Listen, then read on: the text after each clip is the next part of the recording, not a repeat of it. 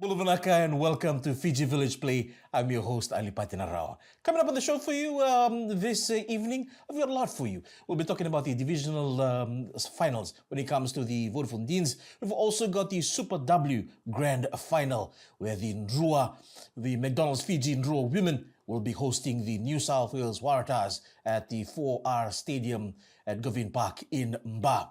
But before that, we was lucky enough to get a chance to talk to Fiji Rugby Chair John Sandy, and this is on the performances and of the Fiji Water Flying Fijians. And this is for the Nations Championship Tour in Europe, where they hosted home games, not only in terms of their performance on the field, but Fiji Rugby's performance off the field in terms of what they got out of hosting these three games away from home. Without further ado, let's jump straight in. Let's take a look at what Mr. Sandy had to say. No, the team has been doing well. I mean, we've been going through some challenges in terms of, assimilation and getting to know, new systems and the new coach. But I think the game yesterday against Scotland just demonstrated how we have come together and through all the challenges and been able to put on a good display. So, like everything new, there'll be time that it requires time to build connections, build the systems, build the team. And ultimately, we showed it yesterday, and I think we almost got there. But unfortunately, we missed out in the last, part of the game. So there's some stuff floating out of camp that there's some dissension between the management and the players, which is why the players are not performing. Well, I mean, there's a lot of talk and a lot of rumors. There's always rumors. Anything to do with Fiji Rugby, there's always a lot of rumors and opinions and views. The point is this, that we had agreed to a system of rules and processes that if there's anybody had any grievances, there's channels for them to take that up through, and we would look at that and look at it sympathetically and give it the full the full respect and try to get solutions. But when these rumors came up, we pushed this back to the team management, and the responses we got was no, the team is good. There's no real major issues. I mean, any team for that matter, any international rugby team, they have their dissensions, they have their tensions. That's just normal part of the game. But there are systems and processes in place to deal with that, and that's where the team management comes in, and the maturity and the professionalism of the players to address these issues. So I don't. Well, none of it has come through our normal channels, but if anything is to show how the spirit that they displayed yesterday and the cohesion and the brotherhood and having to play for each other and play for all of us shows that there's really no major dissension in camp. With the 3 games done so far, we've got the Pacific Nations Cup coming up. How are we looking forward to that? Yeah, good question. I think, well, let me just backtrack a bit and just go back, because when we made the changes to the coaching, there was the time frame or the window was very narrow. We only had maybe about 3 months left for the Nations Cup. So some of the normal processes that we had to follow, we had to just set aside and allow this for us to get to the Nations Cup. Yes, we set high standards and high expectations, but we couldn't do anything else because we had to keep the standards high. And so within that, we left the original assistant coaching team intact. So, when you put new wine into an old wine sack, it's going to have its challenges, always. And we had to manage all that and try to keep it going just so that we get over to this first 3 games. And from now on, but also in saying that, I'd have to say that myself and the board, particularly this committee, have been focusing on the commercial side of it and the game delivery of it, and leaving the rugby to the rugby experts and the directors of rugby that have been appointed, who have much deeper and much more closer understanding of rugby issues than, say, for somebody like me. Even though I played the game, I've been out of the game for too long. and then I'm relearning some of the new modern approaches. So this whole month has been a great learning opportunity for some of us, and particularly for me. I see the gaps, I see the opportunities. And also now that we've displayed and we've got the team that's good, that can run the commercial side of rugby now, and we've delivered 3 very successful, commercially successful games that the whole of the UK and the whole of the rugby world is talking about. We can now go back and focus and give more energy to the team and the on-field success. And that's going to take time to build. I mean, you look at any of the top rugby nations of the world.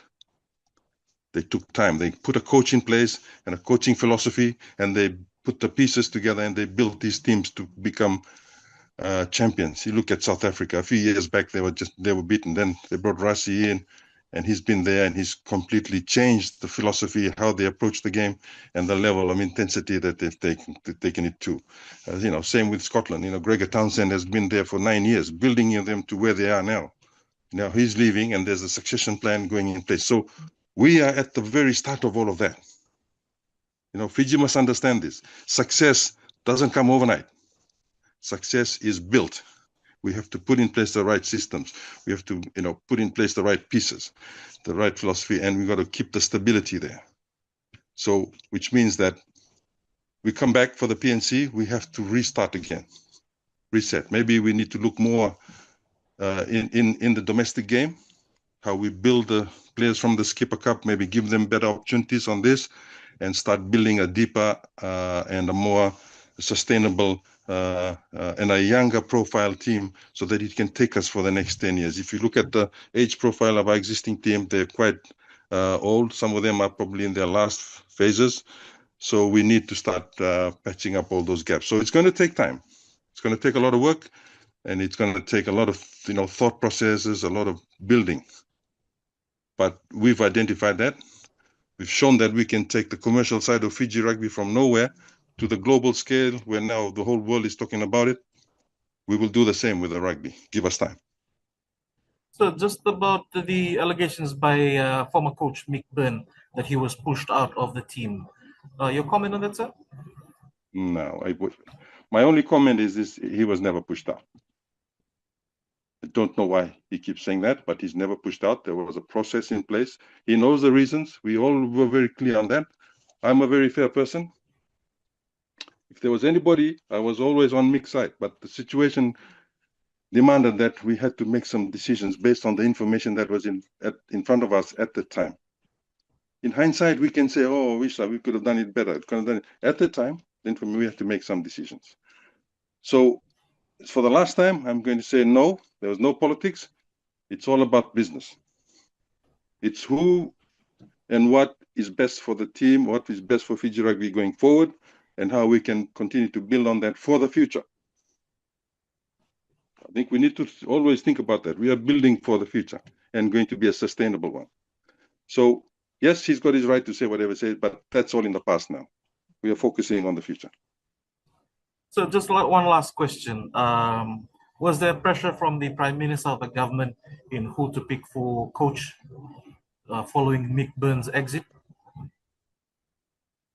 I've heard about that. I haven't seen the videos, or I haven't read those papers because I've been just too busy. All those comments. But let me tell you all very clearly, very calmly, that the decision was made by the board. Nobody else made an influence. Take it from me. I was the one who drove that conversation, the debate, as chair, and we looked at everything quite exhaustively, every aspect. I've said this before on air. The decision we did not arrive at the decision very lightly. We took into account, okay, what's best for Fiji between now and July? What's best for Fiji between July and going forward? And how are we going to reset this whole thing? So all of that was taken into account. It's got nothing to do with personality. It's all about business. For me, it's about business. How we make this and how we build a successful on-field team that can win and win consecutively, so we can build our brand value, we can make some serious money and bring it back into developing rugby, paying the players, and developing the local comp, and continue to dominate the game at the international level. So no, nobody else did any pressure. It was only our duty to inform our particular stakeholders that the change has been made. Just one thing, last question, sir. Are we sticking with Servakula after 3 games to the World Cup in 2027? Well, I did say at the initial that we would give him a chance, and our expectation is 2 out of 3. I think we have to be fair, and we have to wait for the manager's report and the whole tour report, and then we will go through it and analyze it. Because the question really is, do we then just appoint somebody else, and then after 2-3 years, after one World Cup cycle, we appoint another? Or do we build something for a future? We build and construct a team that will win consecutively with a particular distinct style of our Fijian way of rugby that will give us the competitive edge to beat the other teams. Because if we're trying to play structured games against the other teams, we will never get anywhere. It's going to be tough. If we play our style with a bit of structure and a lot of good conditioning, we can outrun, and that will be the competitive advantage that will get us to win games. Because these games are won on very, very tight things. There's little errors or little little talent or little capabilities that each player can bring to the game that makes the break that gets them to win the game. So that's at the cutting edge of how we're going to win. So let me just come back to you and circle back to your question. We will look at all of this carefully. We will have an educated debate. We will come out to the public and raise the questions, hear what you have to say. But in the end, the responsibility lies with the board, and we will make the call that is what's best for Fiji going forward, and we will live by it. If it doesn't work, well, we will have to be asked to leave. No, sir, the reason I'm saying that is because as Fijians, we seem to have a very short memory span. The very same people that were saying to appoint him before this are now calling for his head. Yes, of course, and that's Fiji for us. But it's my job as chair and our directors. We bring all our experience, our expertise to look at things rationally and objectively. We cannot just listen to the swinging views of the people. On one moment, they said, we need a Fijian coach. We give them Fijian coach, they always say, no, we should go back to Mick. So, I recall the story of Moses in the Bible, when he was leading the Israelites out of Egypt to go to the promised land. Very similar. They're just changing their views all the time, changing their tune. They all say, no, we should go back to Pharaoh. We can't do that. If you want to get to the promised land, we got to commit and look at the future. Don't look back.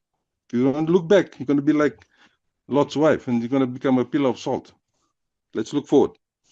So I just want to encourage everybody. Yes, I will respect your views. I'm someone who can take all the criticism in the world. I don't have a problem with that. You can say all things you want to say about me and my style, but I listen and I hear you all, and I take into account all the comments that are made. And I try to use that to say, okay, look, how can we best use all of this to make a better outcome? So let's keep it going. Let's keep the conversation going. Criticism is good. It keeps everybody honest. But we will consider everything that will come out and make Fiji rugby a long-lasting, sustainable, winning. I want to build a rugby dynasty that can rule the world. But we can't do that if we keep chopping and changing. We've got to hold our line and hold our belief. This is the way to go. And we put all the resources and the pieces around whoever is going to take the journey forward. We get the best world-class assistant coaches. We get the best world-class people around the coach. And then we will build the core of the team. And we will, look at different ways of approach how we do this. And look at Scotland and Ireland and, England and Wales. These players continue to play in the domestic comp. They're always together for the whole season. It's easy to manage them, easy to build them. We have a system where we continue to rely on our foreign players, but then we come together, we only have a week to prepare. Now, is there a better way to do this? Do we relook at our player pool? We've got tens of thousands of players in our Skipper and Vuno Cup. Surely there's 3 or 5 or 10 top world-class players in there somewhere, but we got to bring them out and take them to a level where they can showcase themselves. That's our job. So these are all the questions we need to start thinking about. How we can build the core of our team by utilizing the top quality players and developing them to world-class players on shore, on island. We've got world-class coaches, we've got world-class conditioning coaches. Why can't we do that to our players? Use this and then start developing the strong core. So the PNC is probably the opportunity we want to use this on. And we will have this conversation. It will continue on with Fiji, and we're going to take us forward. You can see on the game day delivery and the world-class standards we have been able to deliver. Now that's in place, we're going to focus on the game and we'll fix it. The thing about rugby is it's very fixable. It just needs attention and a consistent oversight to help it build and grow to where it should be. Narawa, sir, for taking time out to speak to us this evening, morning that side. Thank you very much. Can I just say one last thing? Iyo. I just want to say a big Vinakavalevu, Dhanyavad, and thank you to all of Fiji and all of Fiji fan supporters. Man, I can tell you, it's quite emotional for me because we've learned a lot of valuable insights into this. We're going to be going to Australia next year for the World Cup, and we're going to be building up that community network, and we're going to build this solid fan base for Fiji rugby all over the world. Loyal. So I want to say, everyone, thank you for your prayers, thank you for your support. Yes, we could have done better, but we've learned and we'll come back stronger.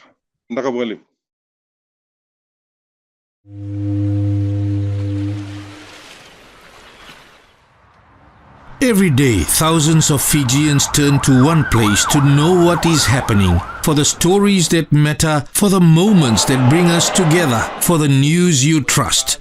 Recognized by BBC Media Action Research as one of Fiji's most trusted news sources, that place is fijivillage. And because Fiji keeps moving, so do we. We've listened to how you read, watch and listen, what you love, what you want more of, and what could simply be easier. And now the wait is over. The new fijivillage website is now live. Built with you in mind, made smarter, made faster, made for the way you connect with us every day. No more searching for your favorite videos. Watch Now brings everything together in one place, ready when you are. Missed your favorite radio show? Head to Listen, your home for live radio, podcasts and audio content whenever it suits you. Sports fans can now get live scores faster with our new scoreboard feature. Need a story explained? Ask AI is there to help as well. And reading late into the night?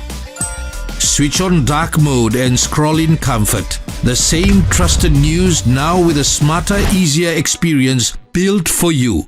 fijivillage, your trusted news provider. Welcome back to fijivillage Play. That was Fiji Rugby Chair John Sandy talking to us about all the things that the team has been up to, and also in terms of Mr. Senirusi Servakula, the current acting head coach of the Fiji Water Flying Fijians, and if he is going through to the Rugby World Cup next year, we will be taking the team. Just want to wish the McDonald's Fiji and Drua women all the best as they play a historic final at home on Saturday at the 4R Stadium in Ba. That game against the New South Wales Waratahs is at 1 p.m. Also, starting tomorrow, the 2026 Glasgow Commonwealth Games, where the Fiji team is sending a 36-member contingent competing in 8 sports. Just big ups to Daniela Renibong in weightlifting. We've got Rusat Matai, Helena Young in athletics.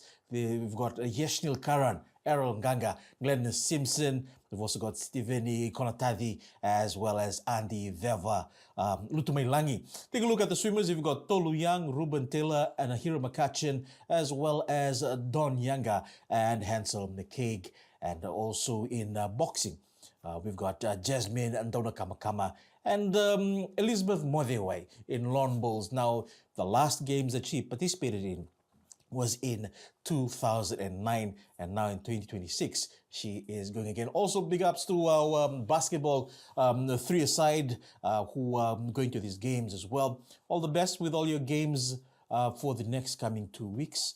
And also, just lastly, the divisional finals are happening on Saturday. This is for the Vodafone Deans divisional finals, and also Araluve playing as well. The Eastern Zone finals, that'll be taking place at the HFC Bank Stadium here in Suva, where you can check out RKS, the under 18 of RKS, taking on Lilin under 18, and this is for the Lutumbula Trophy. A lot of talk has been said about this young Lilin side. They said to be the underdogs, but they have been making waves in the Eastern Division. Well, it all boils down to Saturday on who wants this more. And just lastly, all the best to all our athletes and our sports people that'll be taking part over this weekend and over the next coming 2 weeks for the 2026 Glasgow Commonwealth Games. Until next time, have a good one.